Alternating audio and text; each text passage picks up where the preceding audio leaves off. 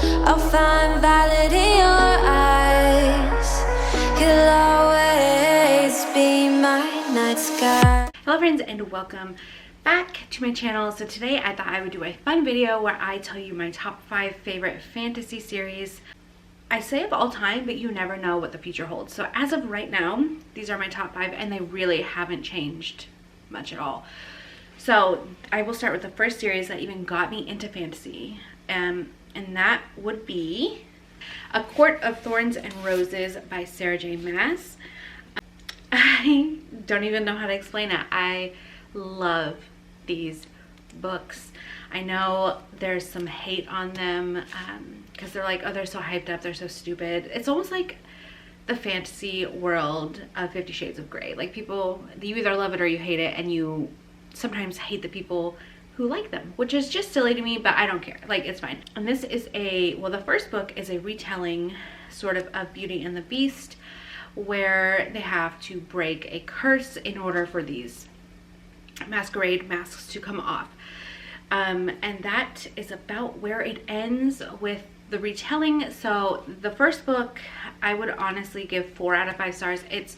I've heard of a lot of people reading the first one and then being like, okay, this series is gonna suck. Okay, don't think that, please. Do not think that, because the second book in the series, A Court of Mist and Fury, is one of my favorite books in the entire world. I love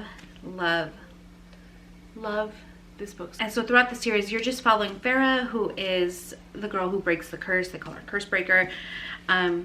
And she is navigating this fantastical world that is different from the humans, but it's not a secret. Like, the humans know about the Fae and the High Fae and all that stuff, but they are scared of them for good reason, because the fairy world is honestly quite cruel to the human world. But honestly, the second book is my favorite in the whole world. The third book, well, not in the whole world, but one of my favorite books ever in my lifetime. The third book is still good, don't get me wrong, but it definitely is down a step from this one, but it is still good. And I will say, Sarah J. Maas put out a novella after that, Court of Frost and Starlight, which is a beautiful cover, of course, you know, all that stuff. This book was like, just literally, it was just mediocre.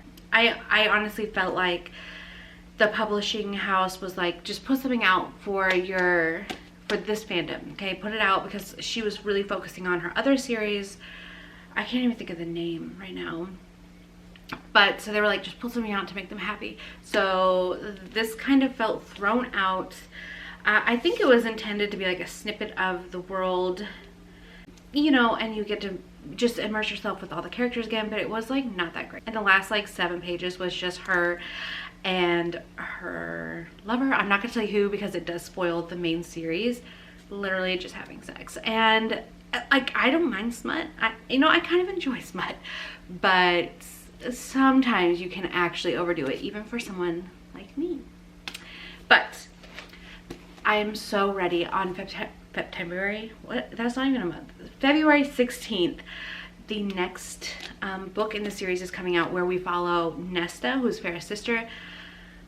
I'm ready for it. Like, I'm so excited. I can't wait. Of course, I'm not going to get it here on Guam. Like, I know that, or not for a while.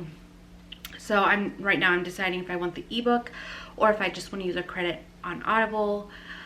Probably going to go with the Audible choice, because I can listen a lot faster than my eyes can possibly read. So that is my first series.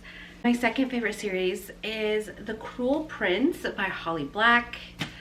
I love this series. This one again involves a human who is thrust into a fairy and fantastical world with, because she is half sisters with a girl who is half fairy.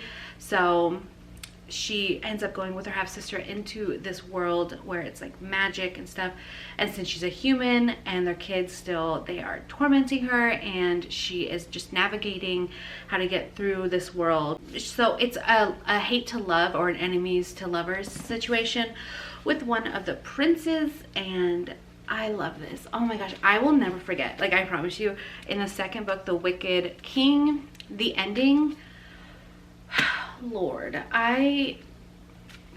the plot twist at the end, like, I still think about it sometimes. And then the worst part is when you have to wait.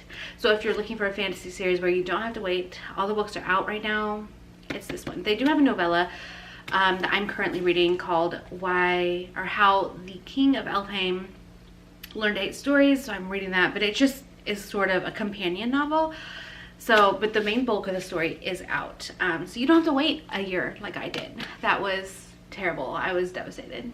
And then the third series I wanted to talk to you about is the Red Queen series by Victoria Aveyard. And this one, again, some people really don't like. They say that, you know, she uses too many tropes, like copying. But at this point, like literally, they're all just playing off of each other. I do love how she wrote this.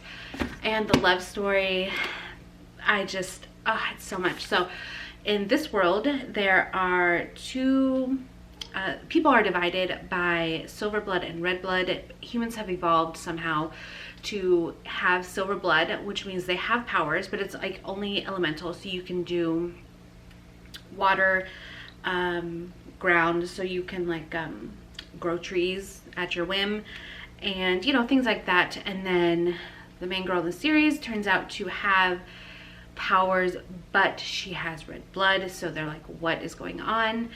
It's a wild ride. Okay, it is. I don't know if I have a favorite out of these. It's probably the second one. For some reason, I tend to love the second book in a series more than anything else. I don't know why, but that's just how it is. So this one I love. There's 4 books. I just don't happen to have the other one, plus another one. There's also, yeah, okay, so for the main one, it's Red Queen, Glass Sword, King's Cage, War Storm. And then she also came out with this, Broken Throne. And I was really disappointed by this, only because it wasn't marketed very well. I thought this was going to be more of the characters, and I guess technically it is, but it's just like paperwork and stuff to do with one of the armies and the story.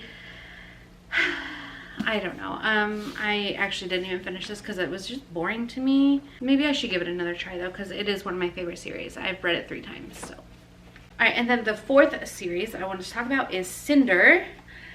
This is actually called the Lunar Chronicles series, but it starts with Cinder, and it's by Marissa Meyer. And this is honestly one of the coolest series I have ever read.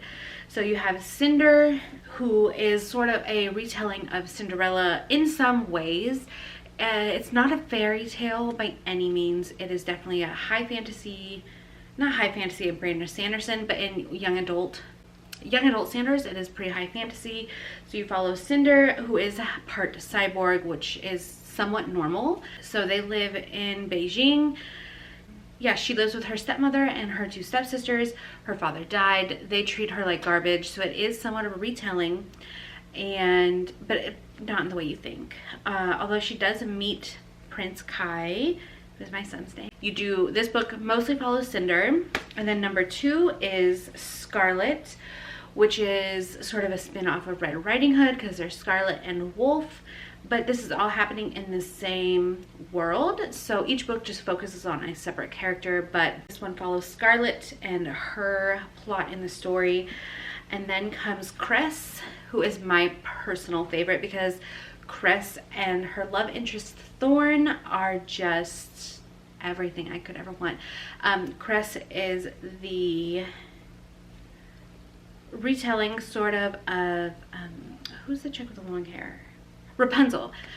When she's been put out in space in a little tiny spaceship with just dresses and food sent to her by her like keeper. She was an orphan, and so she never has had a haircut or anything, so she has long hair. They try to bust her out, and I love her and Thorn together. It's honestly one of my favorite romance threads or stories. And then lastly, you have Winter. Winter is supposed to be like a Snow White sort of retelling, because the animals are like her friends and stuff like that. So, but this series as a whole, it is pretty big, but oh my gosh. Honestly, this could have been almost number 1, I think. I don't know, I'm not going to question it, but the good thing about this too is you can read it with like your younger kids, just like my 10-year-old. I think maybe this summer she and I will read these together or listen to them on Audible and follow along. So it is young adult, but it is safe for, I think, younger children. There's a few gory parts in winter, but I can't recall. Hi, puppy! I can't recall anything else, but I just cannot say enough good things about this series. I love it so much. And the final series I wanted to talk about is A Darker Shade of Magic by V. Schwab, which I don't actually own, unfortunately, but I have it all on Audible. And this one is it's like the concept is so cool. There was 4 different Londons. There was White London, Red London, Grey London, and Black London.